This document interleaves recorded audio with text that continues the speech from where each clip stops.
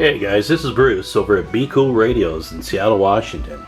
I'm going to give you a little FYI of what I do to these old CB radios, maybe give you some background, introduction to the work it takes to get these old radios back up. Now, over here we have a T-Berry. This thing is in excellent shape. Doesn't look like it was used much at all. It's in stock condition. Was never monkeyed with, and I just bought this off eBay. So this is a perfect radio that you'll see on eBay. See, what everybody has to remember is these radios are 45 years old. So after that amount of time, they drift, get off frequency, lose their power, sensitivity to hear people, and I think this radio is going to show you a pretty good example of that. Now, if you want to buy a radio just because it looks good, you don't plan on using it, that's all fine.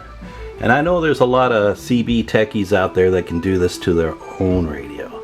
But over here in Seattle, BCool Radios, we kind of do this for the folks that don't like to get their hands dirty in electronics, you know, especially this old stuff, because Murphy's Law is going to take effect. Okay, so let's get on with the show here. I have some test equipment here. There's a SIGGEN, a receiver, power meter, modulator, all that good stuff to tune these radios up. But we're going to give you an as found condition of this guy. Alright, let's turn her on.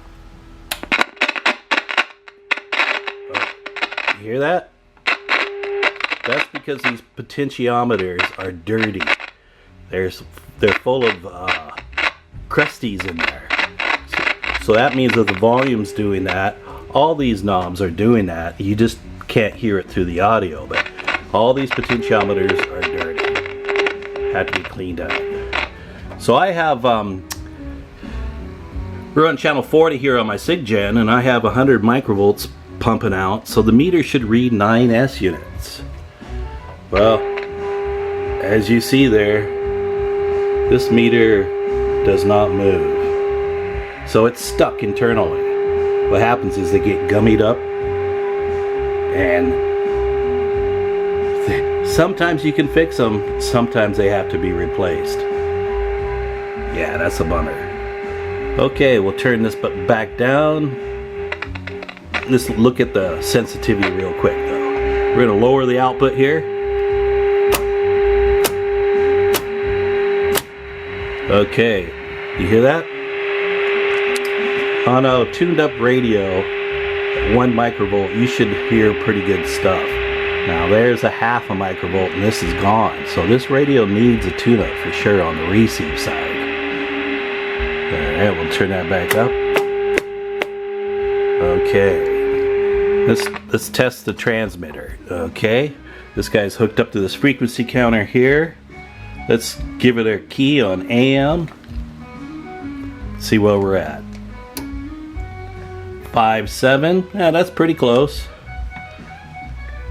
Let's turn that clarifier. No, that is locked.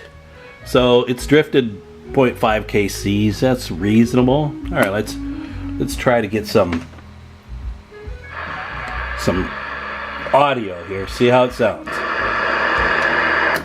Check, check, check. Audio. Yeah, it's making some good audio. That's my test speaker back there. Okay, let's try some sideband. Alright, because you know these radios are really meant for sideband. And the sideband is what's really touchy because it has to be spot on. AM radios, you know, they don't have to be spot on. Okay, so we are on lower sideband right now. Let's key it up, see how it sounds. Check, check, check. Audio. Do you hear that? Did you hear that? That's sideband when it's not tuned in. Check, check, check. Audio. So if you're going to be talking on this radio, other people are going to hear this. Yeah, this is what happens to a sideband radio because it's out of tune. And you can't tune it in with a clarifier. It's locked on the motherboard. So these have to be tuned up, put back on frequency, or when you try to talk on skip sideband, nobody's going to hear what you sound like. Because you sound really funny and they can't even really hear what you're saying. Okay. Alright, so hey, I did this demonstration to show you guys what you get when you buy a radio from BCool Radios. I'm going to spend about 3 hours on each radio, cleaning them out, replacing capacitors, tuning them up, getting them back on the air. And then I sell them back on eBay.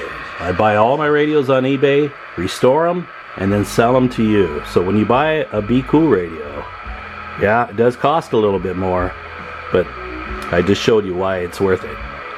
Alright, I hope that helps. This is Bruce, over in Seattle, Washington.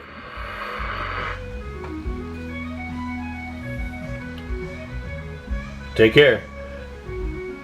We'll see you in the next video.